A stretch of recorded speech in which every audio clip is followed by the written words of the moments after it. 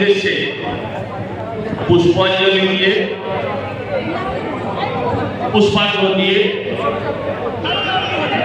মাননীয় শ্রী রুদ্রনীল ঘোষ, শ্রী তাপস রায় এবং মাননীয় বিরোধী দলনেতা শ্রী শুভেন্দু অধিকারী মহাশয়, আমি দিদিদেরও অনুরোধ করবো আপনারা মাইন্ডে পুষ্পার্ঘ্য অর্পণ করুন।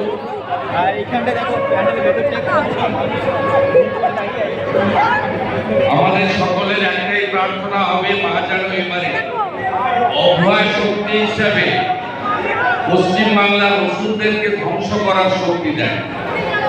মায়ের কাছে সকলের আমাদের একটাই প্রার্থনা, মা যেন 2024-এর দুর্গা পূজায় অভয় শক্তির রূপ ধারণ করে পশ্চিম বাংলায় নারীদের সুরক্ষিত করা এবং নারীদের উপর অত্যাচার যারা করছেন তাদেরকে ধ্বংস করার শক্তি আমাদের সকলের মধ্যে দেয়, এটাই আমাদের প্রার্থনা।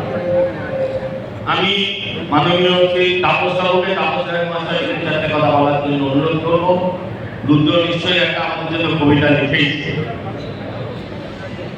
কথা বলার ভাষা আমরা সকলেই হারিয়েছি।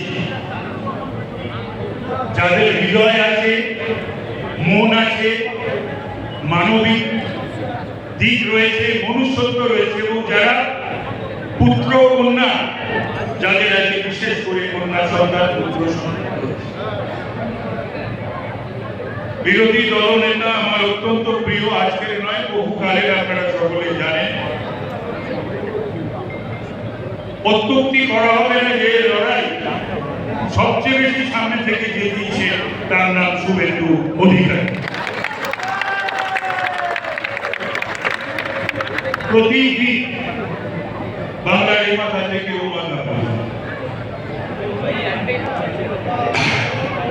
সজলকে আমি ধন্যবাদ জানাবো এই জন্যই, যেটা একটা নাম করা। আমি পাশেই থাকি, আমার বন্ধুবর প্রয়াত হয়েছে প্রদীপ ঘোষ, তার সুযোগ্য পুত্র মুনমুনু আছে, বিশ্বপ্রিয় রায়চৌধুরী রয়েছে, রুদ্রনীল রয়েছে। আমি শুধু বলবো এই কথাটা যে আমরা জানি, আমরা পড়েছি যে রোম যখন দাউ দাউ দাউ দাউ করে জ্বলছে তখন নীল ভায়োলিন বাজাচ্ছিলেন। আজকে আমার বাংলা শুধু নয়, বাংলা, ভারতবর্ষ এবং সারা বিশ্বে মানুষ যখন বিচার চাইছে, আমরা দেখতে পাচ্ছি যে আমাদের এই বাংলা মুখ্য প্রশাসক তিনি ঢাক বাজাচ্ছে, গান গাইছে। মায়ের কাছে প্রার্থনা যে মা, যে আমার যে বন্ধু বা আমার কন্যাটি আজকের কাগজেও আমরা দেখেছি, পড়েছি, কি দেখেছি যে তাকে গণপিটুনির মতো করে 24টি আঘাতের চিহ্ন পাওয়া গেছে, তার চোখ থেকে রক্ত বেরিয়েছে। তাই আমাদের চোখ দিয়ে আগামী দিনে জল ঝরবে, আগুন ঝরাতে হবে মায়েদের, বোনেদের, এই প্রার্থনা করবো। এবং এই অসুর শাসনে, যে আসুরিক শাসন, সেই আসুরিক শাসনের অবসান করতেই হবে, যে কোনো ভাবেই হোক। এটাই মায়ের কাছে, দেবী দুর্গার কাছে আমাদের সকলে ঐক্যবদ্ধ প্রার্থনা। নমস্কার, ধন্যবাদ।